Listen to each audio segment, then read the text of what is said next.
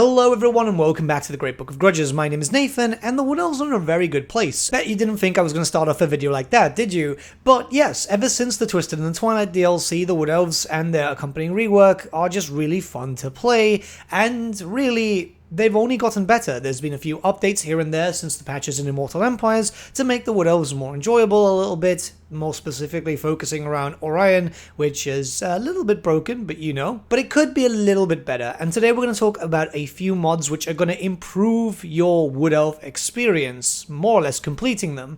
The first one is basically going to be focused around animals. And the mod itself is called Animals Recruitable for Wood Elves, surprise surprise.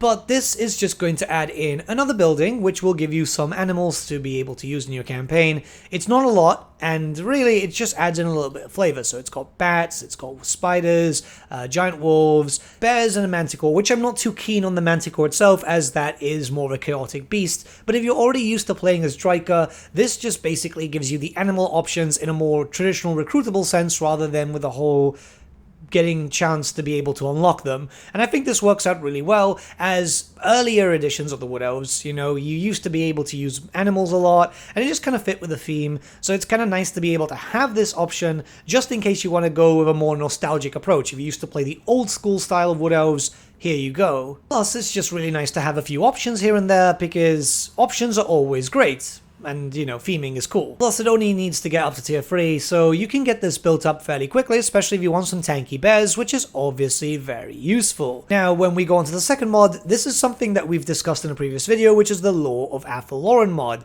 It brings in a completely new Lord and Hero choice. Well, it's a Spellweaver or a Spellsinger, but it's a new lore of magic. And again, I will echo the sentiment that I legitimately thought that the Twisted and the Twilight DLC was going to bring this, as it did say new laws of magic, and this is a new lore. So yeah, this is a lore of magic from previous editions of the Wood Elves, and it's just kind of nice because this is their unique lore of magic, and I believe that more races and factions should have their own unique laws of magic. You never know for Warhammer the Old World in the future, but some factions did have them back in the day, and they should be brought back. This is the perfect example. It's not the best lore, however it does have some little bits here and there. It can summon in trees, it can even heal, but also the healing spell at the same time as healing will replenish your ammunition, which is very, very useful for your Wood Elves, considering that you mostly focus on a ranged army, unless you go full tree spirits or a mix. This is the great thing about the Wood Elves, you can kind of mix and match and you have so many different options, but I absolutely love this, and it works really well with the AI. So when you're using trees as a summon, the AI will pull back if they're using monstrous units, because obviously it treats it like terrain, it treats it like proper trees, which I think is absolutely fantastic. Like I said in the original video, this is a mod that's just permanently in my load order, because I feel like even if I'm not playing Wood Elves, it's just nice to go around and see Wood Elf factions, if they start expanding, which we know Durfu does quite often, recruit their traditional lore of magic, which is freaking great. Now, this last mod is one that people have been recommending to me constantly, and to be honest, it's really weird that I haven't checked it out until recently. By the way, it is important to note that you will have to start a new campaign, but it's kind of worth it. So, start a fresh campaign, Orion, Durfu, anyone that you want, take over your first city. Most importantly, take over a place which is going to help you get some forest health up and running. As you take over enemy settlements, you'll start to get these outposts, right? And they're not really great. They're beneficial to you, but the problem is that they're one settlement buildings, meaning that if you take one of these places, sometimes they'll have a resource building, sometimes they'll have a landmark, sometimes they'll have both, but you can't take advantage of this situation. You can't really build up, and let's be very honest, the garrisons here kind of suck, so you won't be able to defend them. You won't be able to get more bang for your buck from these buildings and make sure that you're getting the forest health that you need to progress for your campaign. But the mod Wood Elf Outpost expansion fixes that for you. So you can already see there's a bunch of options here, and you can go all the way up to tier 3, meaning that you can get up to 3 buildings. This is going to be the same in the larger cities too. They are linked to just being this size. However, you're already getting a lot more. You're getting some bonuses. You're going to be able to recruit more units outside, some higher tier stuff. So it's not just the basic Glade Archers,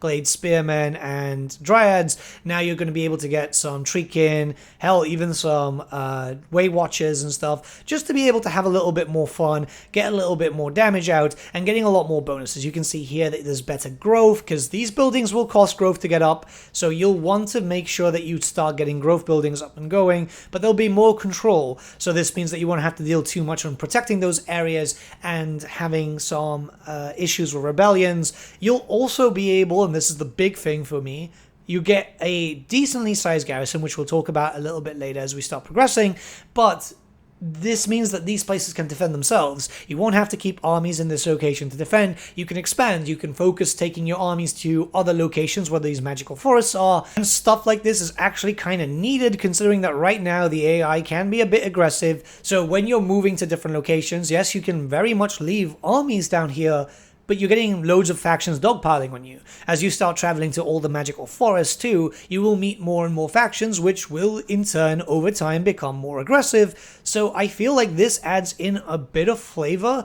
to something that was kind of needed. It just takes the Wood Elf changes that came into effect with their rework and just make it a little bit better, which, yeah, you know, sometimes these mods do that and it's great. So here you can see an example, and I'm using all three mods, by the way. They work perfectly together. I'm in turn 26. I've already got a bunch of factions declaring war on me because I'm playing as Orion, so I don't mind tanking my reliability to be able to get some benefit in terms of, you know, reduced upkeep and stuff. So I'm getting a lot of enemies throwing themselves at me, and I need to protect myself. Having a better garrison, just in general, is so much nicer. You'll have to take a while to be able to upgrade them, and you'll have to build up the specific buildings. But as you've seen with Paderborn, it was a full garrison. It's not the best garrison, but it's defendable. And that's the most important thing, because that means that my forests are going to be a lot safer. And I can freely move around with my other armies, because the plan is now to go to pick up the Sisters of Twilight, and then possibly try and confederate Durfu, which Durfu is fine by himself. He normally just goes on a genocidal rampage as it is. But now I don't have to feel like too much of an isolationist faction, which is the kind of bit of an issue with the Wood Elves. The campaign just feels so isolationist. Now you're fine just declaring war on everyone and just having a little bit of a defensive line. This is something that the Wood Elves really did lack. Same thing with the magic. It's just nice to have the other magic there, and having the animals is a really nice option too, because they are affected by Orion's reduction. Like I said earlier, the Wood Elves are in a very, very good spot, and not really too much is needed to give them a fix just to make them really, really enjoyable. And I think this is what sorts out that type of stuff. Sure, they're still missing a few units and a lot of characters, interestingly enough, but you never know for the future officially by Creative Assembly, and hell, there's even a few mods that add in some of the missing ones. But I feel like these are the essential Wood Elf mods. Anyways, with all that being said, you can find them all in the description below. Check them out, as they're cool, and if you want to find a reason to play as a Wood Elf campaign, these are definitely the ones for you. And let me know what you guys think about these mods in the comments below. Let's start a bit of a discussion. Until then, I shall see you all again very, very soon. Have a good day.